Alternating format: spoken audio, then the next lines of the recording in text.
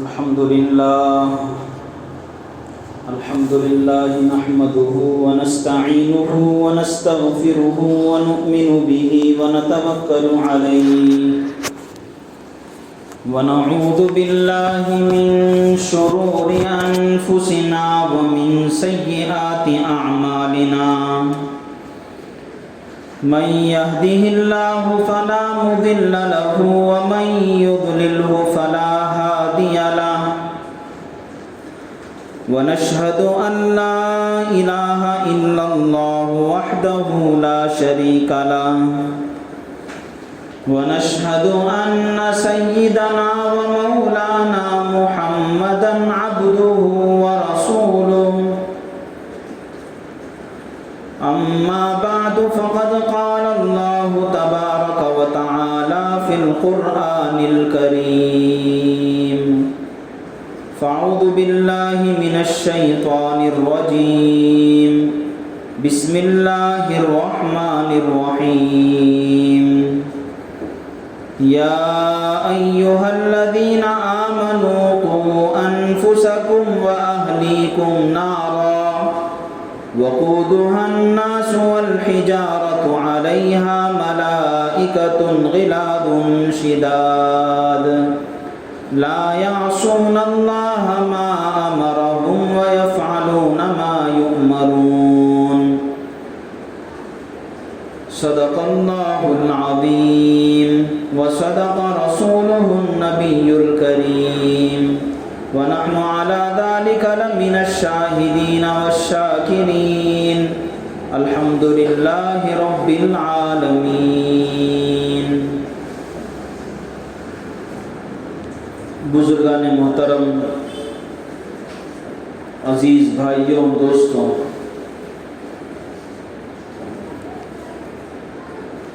اولاد کی تعلیم اور اولاد کے حقوق کے سلسلے میں پچھلے کئی جمعوں سے گفتگو چل رہی ہے.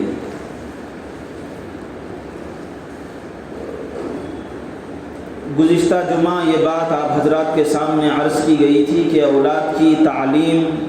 کس درجے اہمیت کی حامل ہے، کس درجے اہم ہے، اور خاص طور پر اولاد کی دینی تعلیم پر کس طرح اور کس قدر فوکس دینا چاہیے، اس کی اہمیت اور اس کا امپورٹنس کیا ہے. تفصیل کے ساتھ آپ حضرات کے سامنے یہ باتیں رکھی ہیں. اولاد کے حقوق کے سلسلے میں ایک پہلو تعلیم کا تھا. تعلیم کے ساتھ ساتھ اولاد کے حقوق کے سلسلے میں ایک بہت ہی اہم پہلو ہے تربیت کا، کہ اولاد کی تربیت ماں باپ پر، والدین پر فرض عین ہے. رسول اللہ صلی اللہ علیہ وسلم نے احادیث مبارکہ کے اندر بڑی تاکیدات اس سلسلے میں ارشاد فرمائی ہیں. ایک حدیث کے اندر آیا ہے کہ رسول اللہ صلی اللہ علیہ وسلم نے ارشاد فرمایا کلکم راع، تم میں سے ہر ایک ذمہ دار ہے، وَكُلُّكُمْ مَسْئُولٌ عَنْ رَعِيَّتِهِ، اور ہر ایک سے کل قیامت کے دن اپنی ذمہ داریوں کے بارے میں، اپنی ڈیوٹیز کے بارے میں سوال کیا جائے گا. اور اسی حدیث کے اندر آگے اللہ کے نبی صلی اللہ علیہ وسلم نے مختلف لوگوں کا بھی ذکر فرمایا ہے. شوہر کا ذکر فرمایا کہ بیوی کے حقوق اس کے اوپر واجب، بیوی کا ذکر فرمایا کہ شوہر کے حقوق اس کے ذمے. اسی طرح ماں باپ کا، والدین کا ذکر فرمایا اور کہا والدین کو بھی پوچھا جائے گا کل قیامت کے دن کہ انہوں نے اپنی اولاد کے سلسلے میں کیا ذمہ داری نبھائی تھی. آج خاص طور پر مغربی اور مغربی کلچر کی وجہ سے اور دوسری طرف ہمارے ملک کے بعض مخصوص حالات کی وجہ سے بچوں کی تربیت کا مسئلہ بہت ہی زیادہ نازک درجے کو پہنچ چکا ہے۔ ایک طرف گھروں کے اندر دینی ماحول کی کمی ہے، خود والدین اس قابل نہیں ہوتے، اس لائق نہیں ہوتے کہ وہ اپنی دینی زندگی کے سلسلے میں غور و فکر کر کے اپنی دینی زندگی کو بنا لیں۔ نئی نئی شادی ہوتی ہے، 1 سال 2 سال کے بعد گھر میں ولادت ہو جاتی ہے، لڑکا اس نزاکت کو اور لڑکی اس نزاکت کو نہیں سمجھتی کہ اللہ تبارک و تعالیٰ نے جس نکاح کے بندھن میں ہمیں باندھا ہے اس کی ایک ذمہ داری بھی ہے، اور وہ ذمہ داری صرف میرے ایک گھر کی حد تک نہیں ہے بلکہ ایک صالح معاشرے کو آگے آنے والی نسل کو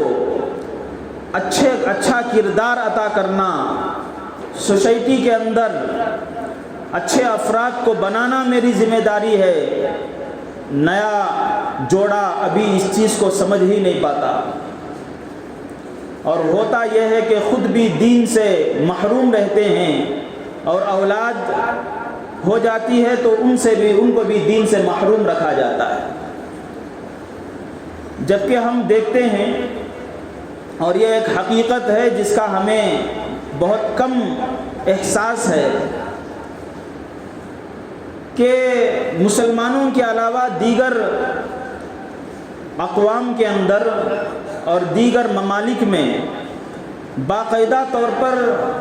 کورسز ہیں، انہیں باقاعدہ تربیت دی جاتی ہے، 3 ماہ کا کورس، 6 ماہ کا کورس،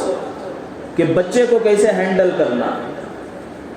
اور بچے کا ذہن کیسے بنانا، بچے کی فکر کیسے بلند کرنا، ان چیزوں کی تعلیم دی جاتی ہے۔ جبکہ اللہ کے نبی صلی اللہ علیہ وسلم نے ہم کو دین کے اندر کسی بھی چیز میں ہمیں محروم نہیں رکھا۔ آپ صلی اللہ علیہ وسلم کے ارشادات پر ہم غور کرتے ہیں تو آپ صلی اللہ علیہ وسلم نے آج کل نہیں بلکہ 1500 سال پہلے والدین کو اس سلسلے میں متوجہ فرمایا، اور فرمایا کلکم مسئول عن رعیتہ، باپ ہے تو اس کے ماتحت جو بیٹا ہوگا یا بیٹی ہوگی اس سلسلے میں اسے کل پوچھا جائے گا۔ آج ہم لوگ اولاد جب چھوٹی رہتی ہے اس وقت کوئی خاص توجہ نہیں دیتے اور ان کے اوپر یہ کہہ کر بات ٹال دیتے ہیں کہ ابھی ان کی عمر ہی کیا ہے، اور ہوتا یہ ہے کہ جب انہیں کچھ شعور آ جاتا ہے تو شعور آنے کے بعد اولاد ہاتھ سے نکل جاتی ہے، اس کے بعد آدمی پریشان ہوتا ہے۔ اسی کو قرآن کریم کے اندر اللہ تبارک و تعالیٰ نے ایک جگہ ارشاد فرمایا کہ اولاد بھی فتنہ ہے، یعنی ایک آزمائش کی چیز ہے۔ تو یہ فتنہ اولاد، اس سے پہلے میں نے بیان کے اندر بتایا تھا کہ اولاد ایک طرف دولت بھی ہے، نعمت بھی ہے، لیکن وہ نعمت اور دولت اس وقت ہے جب وہ اس اولاد کو دینی تربیت کے ساتھ آدمی جوڑ کر زندگی گزارنے کا طریقہ سکھائے۔ لیکن اگر اس اولاد کو دینی تربیت کے ساتھ جوڑنے کے بجائے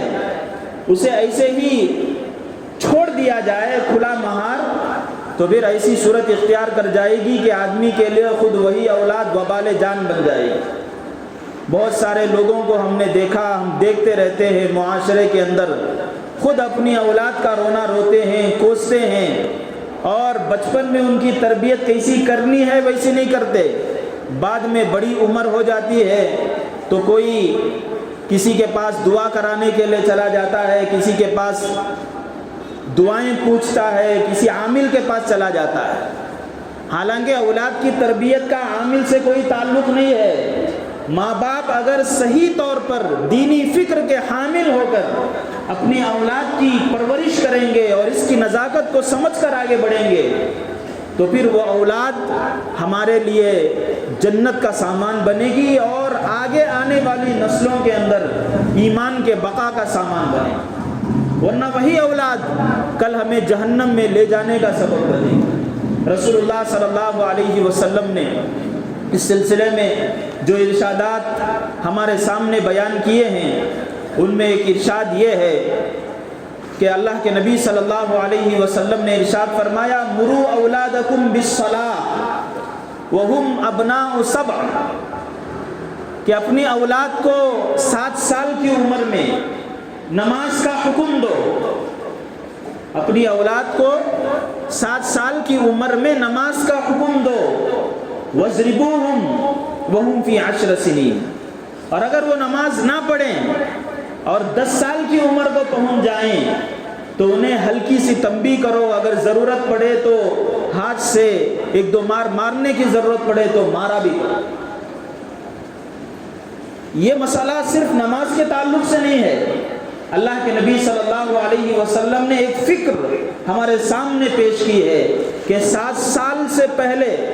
7 سال میں جب انہیں آپ اندازہ لگائیے کہ 7 سال میں انہیں نماز کا حکم دینا ہے، مطلب یہ کہ 7 سال سے پہلے نماز کے جو ضروریات ہیں ان سے وہ چیزیں انہیں سکھا دینا ضروری ہے۔ نماز کے اندر کیا پڑھا جاتا ہے، نماز کس طریقے سے پڑھائی جاتی ہے، یہ سکھا دینا ہے۔ 7 سال میں تو انہیں نماز کے لیے کھڑا کر دینا۔ اور اللہ کے نبی صلی اللہ علیہ وسلم نے یہاں 7 سال کا ذکر فرمایا۔ بچوں کی تربیت کے سلسلے میں ماہرین نفسیات، بڑے بڑے جو ڈگری ہولڈرز ہیں اس سلسلے کے، جو سائیکالوجسٹ ہیں، ان سب کا اس بات پر اتفاق ہے کہ بچے کی تربیت کی اصل عمر 7 سال تک ہے۔ بچے کو جس طرح ڈیولپ کیا جائے گا 7 سال تک، آگے اسی کا اثر ہمیں دکھائی دے گا۔ اگر ہم بچوں کو 7 سال سے پہلے ان کے دین کو بنانے کے بارے میں، ان کے خیالات کو مضبوط کرنے کے بارے میں، ان کی فکر کو تعمیر کرنے کے بارے میں غور نہیں کریں گے تو پھر ان کا جو دماغ ہوگا وہ بالکل خالی رہے گا، اور اسکول کو جب ہم بھیج دیتے ہیں تو باہر کی جو بھی چیزیں ان کو آتی ہیں، حق اور باطل کے درمیان، صحیح اور غلط کے درمیان فیصلہ کیے بغیر وہ انہی چیزوں کو اپنے دل کے اندر اتار لیتے ہیں۔ اور ہمارے اس ملک کے اندر جو مجبوری ہمیں پیش آ چکی ہے کہ اس وقت حکومت بچوں کی تعلیم کے سلسلے میں ان چیزوں کو بھانپ لی ہے اور ایسے مضامین بچوں کو پڑھاتے ہیں کہ جس کی وجہ سے بچوں کا ایمان صحیح سالم نہیں رہ سکتا۔ ایسی کہانیاں انہیں مورل سائنس کے نام سے پڑھائی جاتی ہیں جس کے اندر خاص طور پر شرک کی تعلیم ہوتی ہے۔ ایسے بہت سارے والدین کے بارے میں یہ شکایتیں ہم نے دیکھی ہیں کہ بچے کو لے کر جا رہے ہیں اسکول کو، یا پھر یہ کہ بچے کو کہیں پر گھمانے کے لیے لے کر گئے ہیں، چھوٹا بچہ جسے کلمہ تک پڑھنا نہیں آتا، جسے نماز کے لیے کھڑے کیسے ہوتے ہیں وہ تک نہیں آتا، ان اسکول کی زہری تعلیم کا اثر یہاں تک پہنچ چکا کہ کسی مورتی کے سامنے یا پھر یہ کہ کسی بت کے سامنے ہاتھ جوڑ کر کھڑا ہوا۔ مسلمانوں کے بچوں کی بات ہے، یہ ایسی خطرناک چیز ہے کہ جس کی وجہ سے ہمارے بچے مستقبل کے اندر برائے نام مسلمان رہ جائیں گے، کل کے دن وہی بچے اسلام کی تعلیمات پر اعتراض کرنے لگے، داڑھی پر اعتراض کریں گے، اسلام کے احکام کے سلسلے میں انہیں شبہات ہوں گے، اور آگے چل کر اللہ نہ کرے تو دین سے پھرنے میں بھی انہیں کوئی پکڑنے والی کوئی چیز نہیں ہوگی، کوئی رکاوٹ والی چیز نہیں ہوگی۔ یہ اس وجہ سے کہ بچوں کی تربیت والدین پر جس درجے ضروری ہے، اور اللہ تبارک و تعالیٰ نے، رسول اللہ صلی اللہ علیہ وسلم نے اس سلسلے میں جو توجہ دلائی ہے، والدین اس سلسلے کو بہت ہلکا لیتے ہیں۔ چھوٹے بچے ہیں اور اسکول میں کلچرل ایکٹیویٹیز ہوتی ہیں، خود والدین ہیں کہ کوئی انہیں دیگر جو یہاں پر ہمارے ملک کے جو دیگر لوگ ہیں ان کے بتوں کی شکل انہیں بنا کر انہیں وہاں پر پیش کیا جاتا ہے. بہت سے بچوں کو ایکٹیویٹیز کے نام پر اسکول کے اندر ڈانس کے لیے اس کے لیے انہیں حوالے کیا جاتا ہے. میوزک کمپٹیشنز میں حصہ دینے کے لیے بلایا جاتا ہے. لیکن آپ حیرت کریں گے کہ غیروں کے اندر جو باشعور لوگ ہیں، سمجھدار لوگ ہیں، وہ اپنے بچوں کو ان چیزوں میں لگانے کے بجائے اسکولوں کے اندر جو ایسی ایکٹیویٹیز ہیں کہ جس سے ان کے جسم کے اندر صلاحیت طاقت پیدا ہو جائے، کراٹے کی کوئی ایکٹیویٹیز ہے اس کے اندر داخل کرتے ہیں. لیکن افسوس کہ ہمارے مسلمانوں کے خاص طور پر، یہ بات میں ایسے ہی نہیں کہہ رہا ہوں، ہم لوگ اپنے مدرسے کے اندر دیکھتے ہیں بہت سارے لوگ آتے ہیں اور اپنے اسکول کا جو نظام ہے وہ بیان کرتے ہیں، اور کہیں اسکولوں کو بھی جانے کی ضرورت پڑتی ہے. وہاں پر آپ دیکھ لیجئے ڈانس کمپٹیشن کے اندر، میوزک کمپٹیشن کے اندر اور دیگر چیزوں کے اندر مسلمانوں کے بچوں کی جو تعداد ہے غیروں کی اتنی تعداد نہیں ہے. اور بچوں کے اندر سوئمنگ کمپٹیشن ہو، یا یہ کہ کراٹے کی ان کی کوئی تعلیم ہو، یا پھر ایسے کہ جس سے ان کے جسم کی جسم ان کا پروان چڑھے، یا پھر یہ کہ ان کی فکری بلندی ہو، یا تعلیمی طور پر جنرل نالج کے سبجیکٹ کے اندر ان کی نالج ہو، اس کے اندر ہمارے مسلمان بچوں کا جو پرسنٹیج ہے بہت کم ہے. یہ اس وجہ سے کہ ہمارے مسلمان ابھی یہ سمجھتے ہیں کہ بچہ ہے، چھوٹا ہے، اسے ابھی اس کی سمجھ ابھی اتنی نہیں ہے کہ وہ آگے بڑھ سکے. رسول اللہ صلی اللہ علیہ وسلم کے گھر کا واقعہ میں آپ حضرات کے سامنے بیان کرتا ہوں. حضرت رسول اللہ صلی اللہ علیہ وسلم مسجد نبوی کے اندر بیٹھے ہوئے ہیں، اور جس طرح یہ ہمارے یہاں کمرے ہیں اسی طریقے سے آپ صلی اللہ علیہ وسلم کا گھر تھا. اس کا دروازہ مسجد کے اندر بھی کھلتا تھا. آپ اپنے گھر سے سیدھا مسجد کے اندر آتے تھے تو کبھی کبھار آپ کے جو نواسے تھے حضرت حسن اور حضرت حسین رضی اللہ عنہما، وہ بھی اپنے نانا جان کے ساتھ اندر آ جاتے تھے. اس زمانے میں یہ ہوا کہ کہیں سے صدقے کے کھجور آئے تھے اور غریبوں میں بانٹنے کے لیے ایک کونے کے اندر آپ صلی اللہ علیہ وسلم نے ان کھجوروں کو رکھا تھا.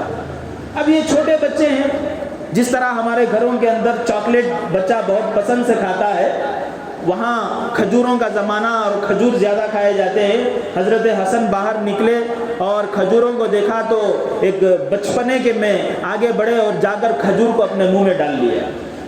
اگر ہم اور آپ ہوتے تو یہ کہتے کہ بچہ ہے.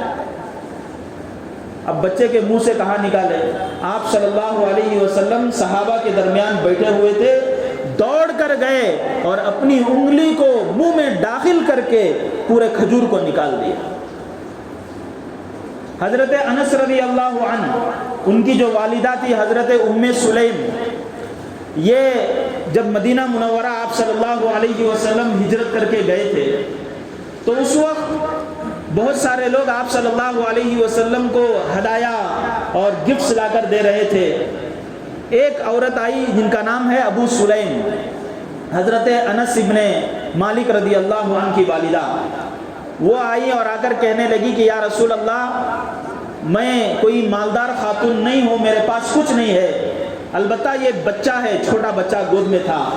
میں اس کو آپ کے حوالے کرتی ہوں. آپ اس بچے کی تربیت کیجئے اور اسے دین کے لیے دین کا کام لیجئے. حضرت انس بن مالک رضی اللہ عنہ، ان کی پوری پرورش رسول اللہ صلی اللہ علیہ وسلم نے کی اور ان کے گھر کے اندر کی. 10 سال کی عمر تھی غالباً، یا اور بھی کم سال تھی. دسترخوان پر بیٹھے ہوئے ہیں، کھانا ادھر سے ادھر سے جیسے بچے کھاتے ہیں اس طریقے سے، اور کھانا جیسے ہی سامنے آ گیا تو فوراً ہاتھ. تو روایات کے اندر آتا ہے کہ آپ صلی اللہ علیہ وسلم باقاعدہ حضرت انس کو بٹھاتے تھے اور انہیں تعلیم دیتے تھے کہ بسم اللہ پڑھ کر کھاؤ، اور اپنے کھانا اپنے سامنے سے کھاؤ. کھانے کا طریقہ یہ ہے، ہاتھ اس طریقے سے رکھا جاتا ہے. یہ آپ صلی اللہ علیہ وسلم کر پریکٹیکلی دکھاتے. حضرت عبداللہ ابن عباس رضی اللہ عنہ، عباس حضرت رسول اللہ صلی اللہ علیہ وسلم کے تایا تھے، تو ان کے جو لڑکے تھے حضرت عبداللہ، وہ بھی آپ صلی اللہ علیہ وسلم کے پاس ایک بڑا زمانہ گزارے ہیں بچپنے میں۔ آپ صلی اللہ علیہ وسلم ان کو کہیں پر سفر میں جایا کرتے تھے تو اپنے ساتھ رکھتے تھے اور انہیں نصیحت کرتے جاتے تھے کہ میں چند باتیں تمہیں سکھاتا ہوں، انہیں یاد کر لو۔ احفظ اللہ یحفظک، احفظ اللہ تجد تجاہک، اذا استعنت فاستعن باللہ۔ یہ روایات کے اندر یہ الفاظ آئے ہیں۔ آپ ان الفاظ کو دیکھ کر غور کر کے آپ اندازہ لگا سکتے ہیں کہ آپ صلی اللہ علیہ وسلم بچوں کا ذہن کس طرح انہیں بنایا کرتے تھے۔ فرمایا جا رہے تھے، عبداللہ ابن عباس کو کہا کہ چند کلمات میں سے چند باتیں بول رہا ہوں، چند نصیحت کی باتیں یاد رکھو۔ احفظ اللہ یحفظک، دیکھو ایک بات ذہن میں بٹھا لو، اللہ کو یاد رکھو، اللہ تمہاری حفاظت کرے گا۔ بچے کو ان کا ذہن بنا رہے ہیں، احفظ اللہ یحفظک، اللہ کو یاد رکھو، اللہ تمہاری حفاظت کرے گا۔ احفظ اللہ تجد تجاہک، اللہ کے ہو جاؤ، اللہ کو اپنے سامنے پاؤ گے۔ اذا استعنت فاستعن باللہ، جب ضرورت پڑ جائے تو ادھر ادھر لوگوں کے سامنے ہاتھ پسارنے کے بجائے اللہ تبارک و تعالیٰ سے مدد چاہو۔ یہ ان کی جو مینٹلی جو تعمیر کر رہے ہیں آپ صلی اللہ علیہ وسلم اس طرح کرتے ہیں۔ تو معلوم یہ ہوا کہ اللہ کے نبی صلی اللہ علیہ وسلم چونکہ آپ کی جو اولاد تھی بچپن ہی میں آپ کی جو اولاد تھی وہ انتقال کر گئی، اس عمر کو نہیں پہنچی تھی، البتہ جو بھی دوسرے بچے آپ صلی اللہ علیہ وسلم کے پاس رہتے تھے ان کے نانا کے پاس حضرت حسن اور حسین ہوں یا حضرت انس ہوں یا پھر یہ کہ حضرت عبداللہ ابن عباس ہوں، تو آپ صلی اللہ علیہ وسلم ایک ایک باریک بینی کے ساتھ ان پر توجہ دیتے تھے اور ان کے ہر ری ایکشن پر بہت ہی سوچتے تھے اور ان کو صحیح رخ دلایا کرتے تھے۔ تب جا کر حضرت عبداللہ ابن عباس کو امت مسلمہ ترجمان قرآن سے نوازتی، یاد کرتی ہے۔ حضرت انس ابن مالک رضی اللہ عنہ، اللہ کے نبی صلی اللہ علیہ وسلم نے دعا کی، سب سے آخری انتقال ہونے والے صحابی حضرت انس ابن مالک ہیں، اور اللہ کے نبی کے پاس رہ کر جتنی چیزوں کو انہوں نے سیکھا، ایک لمبے دور تک انہوں نے حیات پائی اور لوگوں کو سکھا کر گئے، اور ان کی روایتیں کئی ہزار ہمارے پاس موجود ہیں اور اس کے اندر ان کی تعلیمات موجود ہیں۔ تو بتانا یہ ہے کہ اللہ کے نبی صلی اللہ علیہ وسلم نے ایک تو قرآن کریم کا حکم قرآن کے ذریعے سے اور احادیث کے اندر بھی اللہ کے نبی صلی اللہ علیہ وسلم نے ترغیب دی، ترغیب دینے کے ساتھ ساتھ پریکٹیکلی بچوں کو کس طرح ڈیولپ کرنا ہے آپ صلی اللہ علیہ وسلم سکھا کر گئے۔ آج افسوس کی بات یہ ہے کہ والدین یہ سمجھتے ہیں کہ بچوں کو ابھی بچہ ہے، ابھی تھوڑی دیر تھوڑا گانا سیکھ لے گا، یا یہ کہ تھوڑی دیر اگر فلم دیکھ لے گا یا تھوڑی دیر اگر ڈانس کر لے گا۔ آج افسوس یہ کہ مائیں بچوں کو دودھ پلانے والی، بچوں کو سنبھالنے میں اگر تھوڑی برابر بھی اگر مشقت محسوس کرتی ہے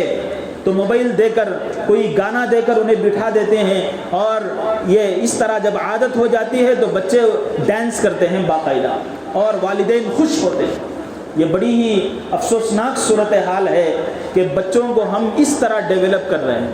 یہی بچے ہیں جن کی اگر تعمیر صحیح سوچ پر نہ کی گئی تو آگے چل کر مسلمانوں کی زندگی اور زیادہ اجیرن ہونے جائے گی۔ آپ حیرت کریں گے کہ یہودیوں کے جو بچے ہیں، یہودیوں کے باقاعدہ طور پر لندن کے اندر اور اسی طرح فرانس کے اندر جو وہاں کے بڑی بڑی یونیورسٹیز ہیں، بڑے بڑے جو کالجز ہیں، وہاں جو بھی باہر ملک سے فارین سے جو بھی اگر وہاں تعلیم حاصل کرنے والے ہیں ان کے لیے وہاں الگ کالجز ہیں، الگ یونیورسٹیز ہیں، اور جو خالص یہودی نسل ہے، خالص اسرائیلی ذہنیت رکھنے والے ہیں، ان کے سکولز اور ان کے کالجز الگ ہیں۔ اور یہاں جو فارین سے آتے ہیں ہر طرح کی ان کی آزادی دیتے ہیں تاکہ دنیا میں یہ کسی بھی طریقے سے آگے نہ بڑھے، لیکن یہودی نسل جو ہوتے ہیں، جو یہودی ہوتے ہیں اپنے نسل ہی سے، ان کی تعلیم اور تربیت کا انداز اس طرح سے کرتے ہیں کہ لڑکے اگر ہیں تو ان کے جو کلاسز ہیں وہ الگ ہیں، لڑکیوں کی کلاسز الگ ہیں اور ان کے پڑھنے کا انداز الگ ہے. 18 سال کو پہنچ جاتے ہیں, انہیں کوئی فلم نہیں دکھایا جاتا, انہیں کوئی اور نفس کی لذت کی بات انہیں بتائی نہیں جاتی, اور اس طرح ان کی تعمیر کرتے ہیں, اس طرح ان کی ذہنیت سازی کرتے ہیں کہ تمہیں آگے چل کر پوری اس دنیا پر حکومت کرنا ہے. آج یہ جو اسرائیلی ذہن کے جو لوگ ہیں, یہ لوگ ان کی بچپن ہی سے ایسی تعلیم دی گئی اور ایسا انہیں ڈیولپ کیا گیا, ایسا انہیں بنایا گیا کہ ان کے سامنے بس ایک سوچ ہے کہ مجھے پورے دنیا پر حکومت کرنا ہے. جبکہ اللہ کے نبی صلی اللہ علیہ وسلم نے یہ سوچ ہم مسلمانوں کو دے کر گئے تھے, اور مسلمانوں سے یہ کہا تھا کہ تمہیں ظلم کو ختم کرنا ہے, انصاف کو پوری دنیا کے اندر قائم کرنا ہے. ایک مسلمان صرف اپنے گھر کے لیے نہیں جیتا, پورے عالم کے لیے جیتا ہے اور پورے سوسائٹی کے لیے, معاشرت کے لیے جیتا ہے. آج افسوس اس بات کا ہے کہ رسول اللہ صلی اللہ علیہ وسلم کی تعلیمات تو ہمارے لیے ہے, لیکن ہم اپنے بچوں کو وہ فکر نہیں دے رہے ہیں جو احادیث کے اندر, قرآن کریم کے اندر ہمیں نوازا گیا ہے. اور اس کی اور سب سے بڑی وجہ یہ ہے کہ خود ہمیں ہمارا اصل مقام معلوم نہیں. انبیاء کا سلسلہ کس لیے ختم کیا گیا؟ اللہ کے نبی صلی اللہ علیہ وسلم کو آخری نبی جو بنایا گیا, یہ اس لیے بنایا گیا کہ آپ کے بعد آپ کے جو احکامات ہیں, آپ کی جو تعلیمات ہیں, ان تعلیمات کی ذمہ داری امت پر. امت کو تو پوری دنیا اور پورے عالم کو لے کر چلنا تھا, لیکن افسوس کہ ہم لوگ غیروں کے کھلونوں کے اندر ہم بٹ کر رہ گئے, اور آج ہمیں اپنے گھر کو سدھارنے کا ہمیں موقع نصیب نہیں ہوا. لہٰذا اولاد کی تربیت اس طرح ہونی چاہیے کہ جس طرح ہم لوگ اپنے, حدیث کے اندر ہے رسول اللہ صلی اللہ علیہ وسلم نے ایک جگہ ارشاد فرمایا, عربوں کے خاص طور طریقے کو دیکھ کر, عرب جو ہوتے تھے وہ اپنے گھوڑے کے بچے کو بہت نزاکت کے ساتھ تعلیم دیا کرتے تھے. اس کی مثال دے کر اللہ کے نبی صلی اللہ علیہ وسلم نے ارشاد فرمایا, اس طرح نزاکت کے ساتھ اپنے بچوں کی تعلیم اور تربیت کی طرف فوکس کیا کرو. لہٰذا ہم لوگوں کو چاہیے, خاص طور پر نوجوان 25 سال 30 سال ہو جاتی ہے, لڑکیاں ہیں گھروں کے اندر 20-22 سال 25 سال پر ان کی اولاد ہو جاتی ہے, وہ اس بات کی کوشش کریں کہ بچوں کو بچپن ہی سے انہیں خاص طور پر دین کے سلسلے میں, ایمان کے سلسلے میں, اللہ کے سلسلے میں انہیں روشناس کرانے کی کوشش کیا جائے. اللہ کون,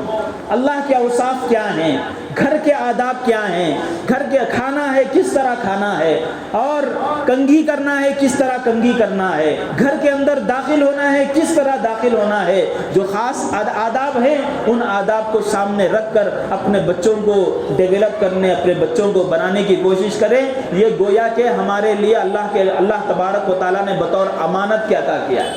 اس کی اگر ہم نے قدر کر لی تو گویا کہ ہم نے اللہ تبارک و تعالیٰ کی امانت کی قدر کر لی, اور اس کا فائدہ ہمیں ہی ہونے والا ہے. اگر بچہ صحیح رہے گا, صالح رہے گا, نیک ہوگا, ہمارے مرنے کے بعد وہ ہمارے لیے دعا کرے گا. حدیث کے اندر ہے جب آدمی مر جاتا ہے, اذا مات عبد یا اذا مات رجل انقطع عمله, جب کوئی آدمی مرتا ہے تو اب اس کا نامہ اعمال بالکل ختم, لیکن 3 چیزوں سے اسے فائدہ پہنچتا رہتا ہے مرنے کے بعد بھی,